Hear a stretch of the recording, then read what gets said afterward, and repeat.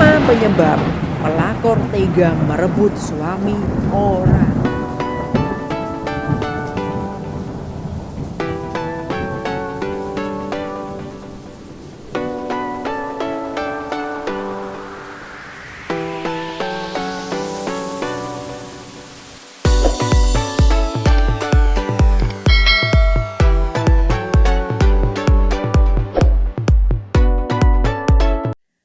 Hai guys, jumpa lagi bersama saya Novi Mardiana masih di Garuda Channel. Oke, apa kabar semua? Aku kabar semua masih dalam lindungan Tuhan Yang Maha Kuasa hingga saat ini. Seperti biasa, hari ini saya akan memberikan sebuah inspirasi cinta. Inspirasi cinta saya hari ini akan saya beri judul yaitu 5 penyebab pelakor tega merebut suami orang. Pasti istilah pelakor sudah sangat akrab di telinga Anda. Ya, pelakor singkatan dari perebut laki orang atau julukan untuk seorang perempuan yang tega merebut suami orang lain. Oke, di sini ada beberapa hal ya atau beberapa penyebab kenapa pelakor bisa sampai hati kencan dengan suami orang atau bisa jadi merebut suami orang. Oke, langsung aja ke penyebab yang pertama adalah narcissistic personality disorder. Narcissistic personality disorder atau lebih dikenal dengan sebutan narsistik adalah orang yang memiliki gangguan, menganggap dirinya jauh lebih penting dari orang lain. Baginya dipuji atau dibanggakan merupakan sesuatu kebutuhan penting. Sayangnya, orang dengan narcissistic personality disorder memiliki empati yang rendah pada orang lain. Mereka memiliki rasa percaya diri tinggi, bahkan super tinggi. Akan tetapi di balik rasa percaya diri yang begitu tinggi, sebenarnya ia memiliki rasa percaya diri yang rapuh dan gampang runtuh. Mendengar sedikit kritikan bisa membuat orang narsis langsung panik dan merasa minder. Untuk memenuhi keinginannya, orang dengan narcissistic personality disorder cenderung merasa terdorong menjadi pelakor, dipuji dan dimanja dengan suami orang sambil dibanding-bandingkan dengan istrinya, membuat perempuan narsis yang menjadi pelakor meninggi dan merasa senang. Oke, kita kupas aja langsung yang pertama ya. Yang pertama ini adalah narcissistic personality disorder. Ya, jadi maksudnya apa sih? Jadi narcissistic personality disorder ini adalah semacam orang yang memiliki sebuah gangguan. Tapi bukan gangguan jiwa ya. Jadi sebuah gangguan yang menganggap bahwa dirinya itu jauh lebih penting dari orang lain. Baginya ya, bagi dia dipuji atau dibanggakan merupakan sebuah kebutuhan penting. Jadi orang yang mengalami narcissistic personality disorder ini adalah seseorang yang jika dipuji, jika dibandingkan dengan orang lain, kalau dia tuh lebih baik dibandingkan dengan orang lain, itu adalah sesuatu hal yang membuat dia tuh sangat bahagia, ya. Merupakan sebuah kebutuhan penting buat hidupnya. Jadi benar-benar seakan-akan tuh dia merasa diutamakan, dia merasa paling hebat, dia merasa paling wah, dan dia merasa paling oke ya. Tentunya seperti itu ya. Nah, sayangnya orang dengan narsistik ini ya atau narcissistic personality disorder ini itu memiliki empati yang rendah pada orang lain. Jadi tidak ada rasa empati, tidak ada rasa peduli, tidak ada perasaannya, tidak peka. Ibaratnya orang Jawa bilang tuh mentolo gitu, gampang tegaan kepada orang lain ya. Tidak ada rasa empati ya gitu ya. Nah, mereka tuh memiliki rasa percaya diri yang tinggi. Wow, PD-nya keren abis pokoknya guys ya gitu ya. Bahkan super tinggi dan tinggi banget PD-nya itu ya. Nah, akan tetapi di balik rasa percaya diri yang begitu tinggi ya, sebenarnya ia memiliki rasa percaya diri yang rapuh dan gampang runtuh. Jadi di balik rasa percaya diri yang tinggi itu dia ada sebuah kekurangan atau kelemahan yang jiwanya itu rapuh dan lapuk ya guys ya. Nah, terutama kalau misalnya dia ada orang yang mengkritik, mendengar kritikan, ya itu bisa membuat orang narsis langsung panik dan merasa minder. Jadi orang narcissistic personality disorder ini ketika dikritik orang itu akan merasa minder, seakan-akan kayak down ya, percaya dirinya hilang dan dia akan merasa panik ya. Jadi kelemahannya di situ. Kelemahan seorang narcissistic personality disorder ketika dia dikritik apalagi kalau dikritik habis-habisan ya, dijatuhkan habis-habisan, dia akan merasa minder dan tidak percaya diri lagi. Itu kelemahannya dia, ya. Nah, di sini untuk memenuhi kebutuhan orang dengan narcissistic personality disorder ini, dia cenderung terdorong menjadi pelakor. Jadi, orang yang mempunyai narcissistic personality disorder ini cenderung mempunyai sifat pelakor atau bisa jadi menjadi seorang pelakor, ya.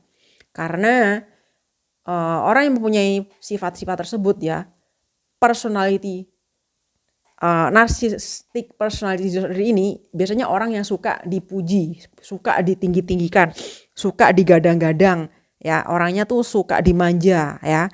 Apalagi dimanja dengan suami orang. Nah, ini adalah sebuah target untuk dia gitu ya. Sambil dibanding-bandingkan dengan istri sahnya. Nah, ini membuat perempuan narsis menjadi pelakor meninggi dan merasa senang. Nah, di awal saya udah bilang, orang yang mempunyai sifat narcissistic personality disorder ini adalah orang yang suka dipuji, suka dimanja, suka dibanding-bandingkan, apalagi dibanding-bandingkan dengan istri orang, ya, ditinggikan, dimanja dengan suami orang. Ini adalah sebuah target untuk dia, ya. Jadi begitu, ya. Oke, sekarang alasan yang kedua adalah dendam pribadi. Orang yang pernah disakiti dan memiliki sifat pendendam cenderung ingin membuat orang lain merasakan apa yang pernah ia rasakan. Sayangnya, cara yang dilakukan seringkali salah. Salah satunya adalah dengan menjadi pelakor. Ini yang jadi penyebab pelakor tega merebut suami orang tanpa ada rasa kasihan sama sekali pada korbannya. Mereka malah mungkin bisa merasa senang dan puas saat melihat korbannya hancur dan tersakiti. Penyebab yang ini ngeri banget ya pastinya. Oke, kita kupas yang kedua, dendam pribadi. Nah, ternyata penyebab kenapa pelakor itu suka merebut suami orang adalah karena dendam pribadi, adanya dendam kesumat ya guys ya. Nah, orang yang pernah disakiti dan memiliki sifat pendendam itu cenderung ingin membuat orang lain merasakan apa yang pernah dia rasakan, ya. Nah, sayangnya di sini cara yang dilakukan seringkali salah. Nah, salah satunya adalah dengan menjadi pelakor, itu tidak benar, ya. Nah, ini yang menjadi penyebab pelakor tega membuat atau merebut suami orang tanpa ada rasa kasihan sama sekali pada korbannya. Nah, malah mungkin bisa merasa senang dan puas saat melihat korbannya hancur dan tersakiti. Penyebab yang ini ngeri banget, ya pastinya, ya. Jadi pelakor ini sangat senang sekali ketika melihat korbannya hancur, korbannya sakit, korbannya benar-benar merasa sangat hancur, ya. Contohnya seperti ini, dia ingin menyakiti istri orang dengan cara merebut suaminya. Melihat perempuan itu atau melihat istri orang itu benar-benar merasa sakit hati, merasa jadi kalian tahu kan, Anda tahu kan namanya dendam ya, disakiti, dia ingin membuat orang sakit juga. Seperti itu. Jadi dia itu ingin melampiaskan rasa dendamnya itu kepada istri orang supaya bisa merasakan apa yang dia rasakan di masa lalu atau mungkin rasa sakit yang pernah dialamin. Nah, ini harus hati-hati ya ini ya. Karena ini waduh, orang kalau dendam itu susah ya guys ya. Apapun akan dilakukan, bagaimana caranya bisa menyakiti hati orang seperti yang dia rasakan itu ya.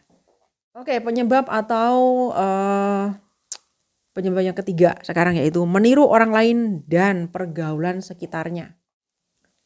Saat seseorang melihat sesuatu secara terus-menerus, kemudian dia melihat ada kenikmatan dari apa yang diperhatikannya tersebut, maka ia akan merekam dan bisa jadi ikut menginginkannya. Jadi jika kita berteman dengan seseorang perempuan yang lebih dulu menjadi pelakor, maka tidak menutup kemungkinan kita ingin melakukan hal yang sama. Biasanya pertimbangan awalnya karena mereka ini berpikir, kok sepertinya enak ya temanku itu bisa ini dan itu karena pasangannya. Sementara pasangannya itu adalah suami orang. Oke, kita kupas yang ketiga. Nah, penyebab yang ketiga adalah meniru orang lain di pergaulan sekitarnya. Nah, jadi gini guys ya. Saat seseorang melihat sesuatu secara terus-menerus kemudian dia melihat ada kenikmatan dari apa yang diperhatikannya, ya. Mungkin dari temannya mungkin merasakan, temannya mungkin mendekati suami orang.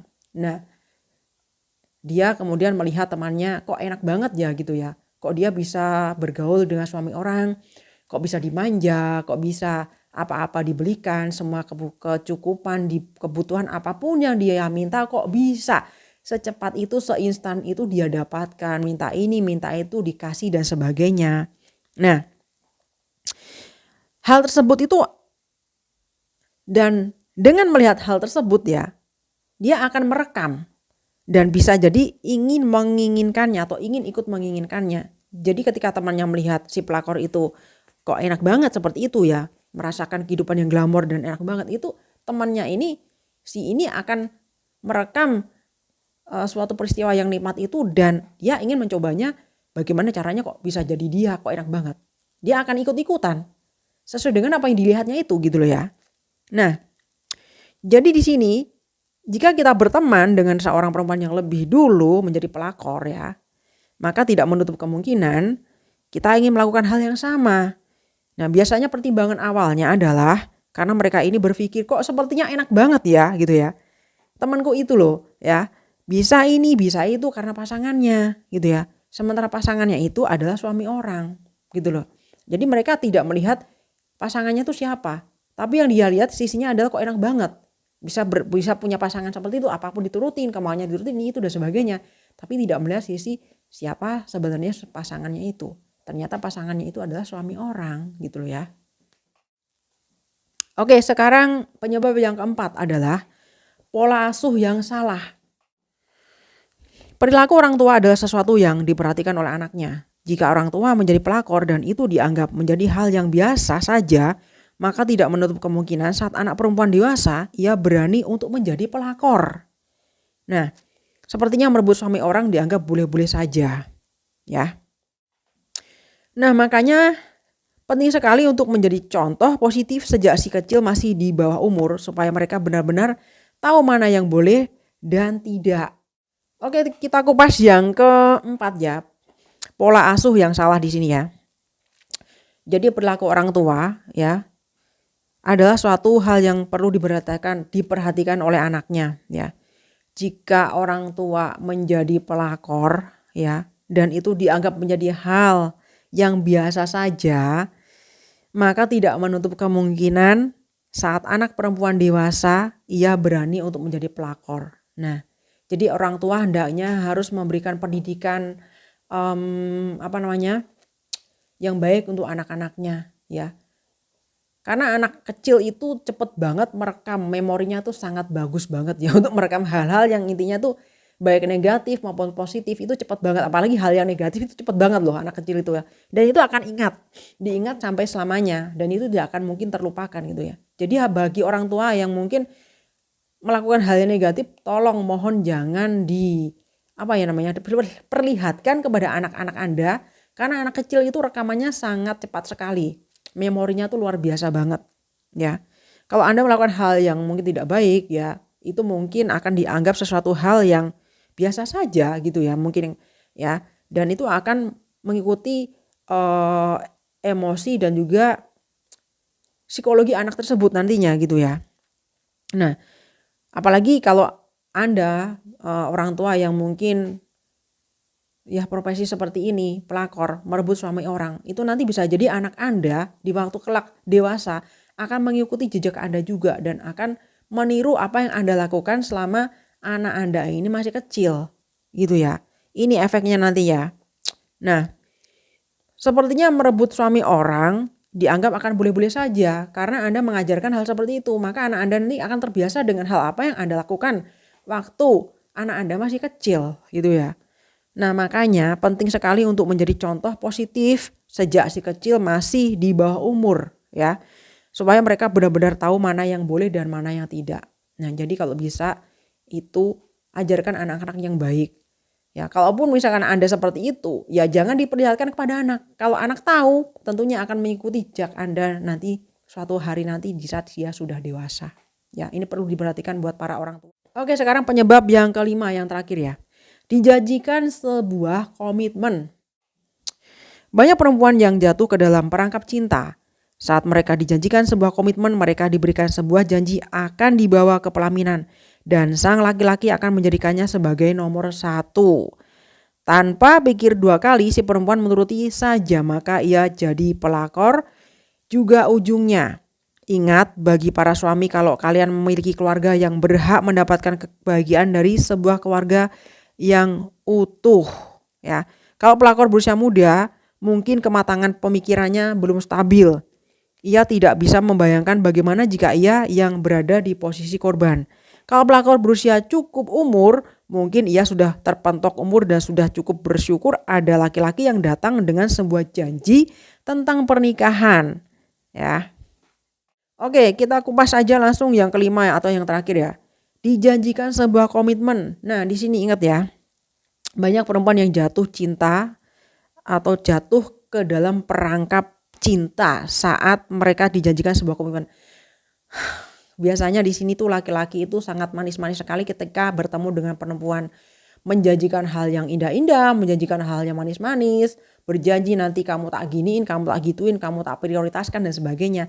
Akhirnya si perempuan ini jatuh ke dalam perangkap cinta ya.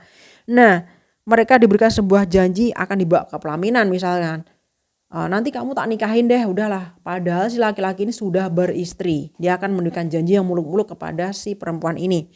Nah, dan sang laki-laki yang menjanjikan sebagai yang nomor satu akan diprioritaskan. Misalkan ketika si pelakor ini tahu itu ada suami orang, si laki-laki ini akan menjanjikan kamu akan tak nomor satukan. Udah, kamu tenang aja. Memberikan janji-janji manis yang gak tahu nanti janji itu terbukti apa tidak ya. Nah, tanpa dipikir dua kali si perempuan ini akan menuruti ya saja. Maka ia jadi pelakor juga ujungnya. Akhirnya jadi pelakor juga karena udah masuk ke perangkap cinta si laki-laki beristri ini. Apalagi kalau bukan menjadi pelakor, ya kan? Nah, ingat ya, bagi para suami-suami ya, kalau kalian memiliki keluarga ya yang berhak mendapatkan kebahagiaan dari sebuah keluarga yang utuh. Jadi kalian gak usah janji-janji kepada perempuan lain. Anda udah punya keluarga. Prioritaskan dulu keluargamu supaya menjadi keluarga yang utuh. Nggak usah aneh-aneh, nggak usah macem-macem cari perempuan lain yang belum tentu kamu bisa memberikan sebuah janji yang indah, memberikan sebuah hal yang indah, mimpi-mimpi yang indah buat si perempuan ini. Ingat kamu punya keluarga, ya itu yang harus kamu prioritaskan gitu loh ya. Nah di sini contohnya kalau pelakor ini misalkan berusia muda ya, mungkin kematangan berpikirnya itu belum stabil ya, masih muda ya, jadi masih labil ya ibaratnya gitu ya. Nah, ia tidak bisa membayangkan bagaimana jika ia yang berada di posisi korban. Jadi kalau misalkan usianya itu masih muda, ya mungkin usianya itu di bawah 30 lah ya, mungkin aja di bawah 30 ya. Itu pemikirannya belum terlalu matang ya. Ya matang sih sudah tapi gak semuanya matang ya. Jadi dia tidak bisa merasakan bagaimana seandainya ia di posisi korban. Dia di posisi istrinya si laki-laki itu yang disakitin, dikhianati, diselingkuhin dan sebagainya. Dia belum bisa 100% merasakan sakitnya luar biasa itu. Nah, yang kedua, kalau pelakor itu berusia sudah cukup umur, misalkan di atas 30 tahun misalkan ya. Mungkin ia sudah terpentok umur dan sudah cukup bersyukur ada laki-laki yang datang dengan sebuah janji tentang pernikahan. Tapi ini kan suami orang, gitu loh ya. Tapi dia nggak ngelihat itu suami orang. Nah, jadi begitu ya. Jadi di sini ya, perlu diperhatikan juga ya. Yang laki-laki juga ya, jangan mata keranjang. Kalau udah punya keluarga, uruslah keluarga kau ini. Bagaimana caranya supaya bisa menjadi keluarga harmonis, rumah tangga romantis, dan rumah tangga yang utuh. Supaya tidak terganggu oleh hal-hal dari luar, dari mana saja pun gitu ya. Nah, kemudian para istri juga harus waspada dengan gelagat atau dengan tingkah laku para suami ya yang mencurigakan, harus tepat ditegur. Jangan dibiarkan ya Bu ya, karena nanti kalau misalkan dibiarkan terus menerus itu akan merusak rumah tangga Anda kalian juga. Imbasnya, efeknya akan ke rumah tangga juga. Yang akan merasa dirugikan adalah anak-anak kalau sudah terjadi seperti itu ya. Oke, itulah tadi penyebab pelakor tega merebut suami orang. Supaya keluarga Anda tetap harmonis dan terhindar dari pelakor, rajin-rajinlah komunikasi dengan suami atau dengan pasangan. Semoga dengan komunikasi yang baik bisa menjaga hubungan suami istri tetap bertahan. Nah, memang penting sekali. Yang pertama untuk sebuah hubungan rumah tangga adalah komunikasi yang baik, kepedulian, dan juga saling percaya dan perhatian itu paling penting ya guys ya.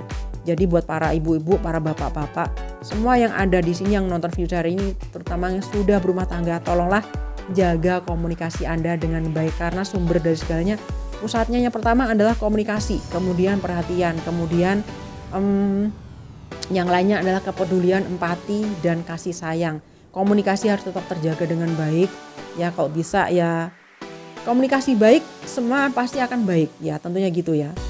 Karena kalau ada ego masing-masing, satu ego satu ini, saya rasa pecah ya. Karena yang menyatukan itu hanyalah sebuah komunikasi. Oke, terima kasih sekali lagi buat yang nonton video saya hari ini. Terima kasih banget. Semoga video ini bermanfaat dan mohon maaf juga sekali lagi kalau ada kata-kata dan mungkin tingkah laku yang kurang berkenan di konten saya ini, saya mohon maaf ya. Dan tetap saya doakan semoga semuanya terutama yang sudah berumah tangga, semoga keluarganya harmonis, samawa, dan keluarganya menjadi keluarga yang bahagia selalu selama-lamanya dan langgeng bersama pasangan Anda. Oke, sampai di sini dulu inspirasi cinta ini. Kita jumpa lagi di lain hari dan di inspirasi cinta yang lainnya. Oke, sampai jumpa lagi dan salam inspirasi. Bye-bye.